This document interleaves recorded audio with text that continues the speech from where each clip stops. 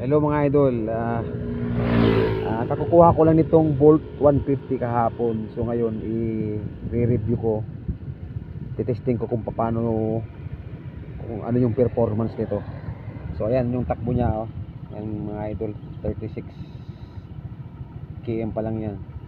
So ayan, let's go.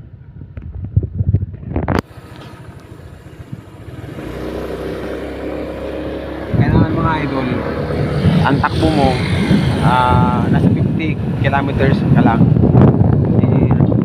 under brake in po siya. Kailangan pa rin natin sundin yung mga nakasanayan natin. Pero supposed to be, sabi daw nila, kahit hindi na raw i-brake in, pero para sa akin i-brake in ko pa rin. Sa performance niya, mapwersa, malakas yung ano niya, saka very smooth yung engine niya mga idol.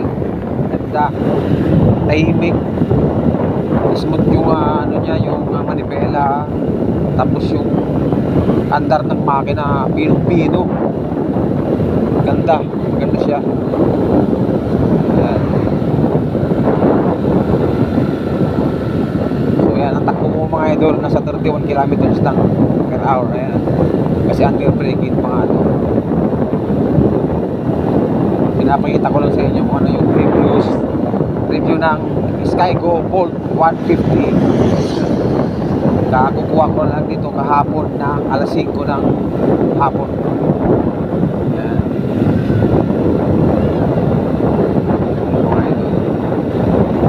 Pala mga idol, may backride ako. Ayan, yung aking asawa ay nagkahawak ng cellphone kasi hindi ko siya mahahawakan habang ako ay nakahawak ng manibela. Ganda siyang patakbuhin, smooth yung makina.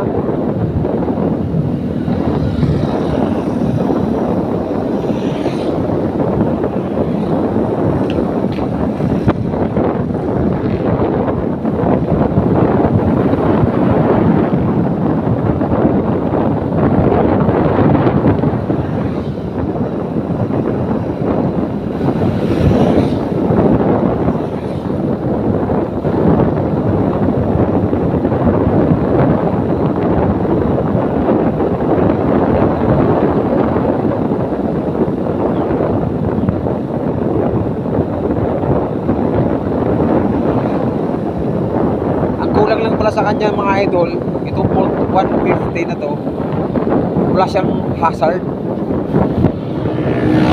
Perfect sana kung nilagyan nila ng hazard light, ha?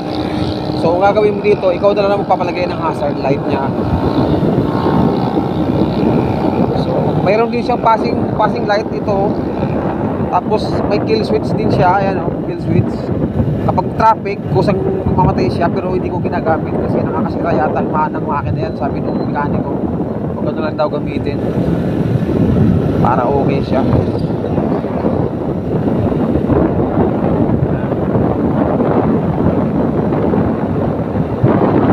Very smooth ng engine niya, ganda ang tunog.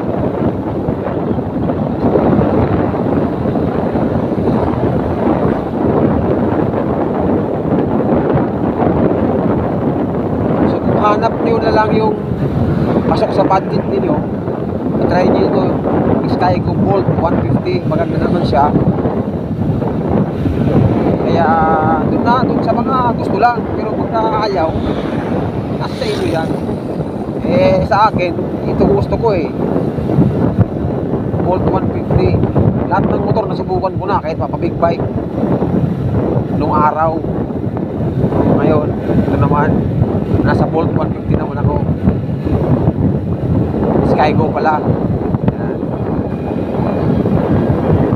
So ayan mga idol, dito na lang yung aming test drive nitong Bolt 150. Mamaya i-upload ko sa YouTube channel ko. Thank you mga idol.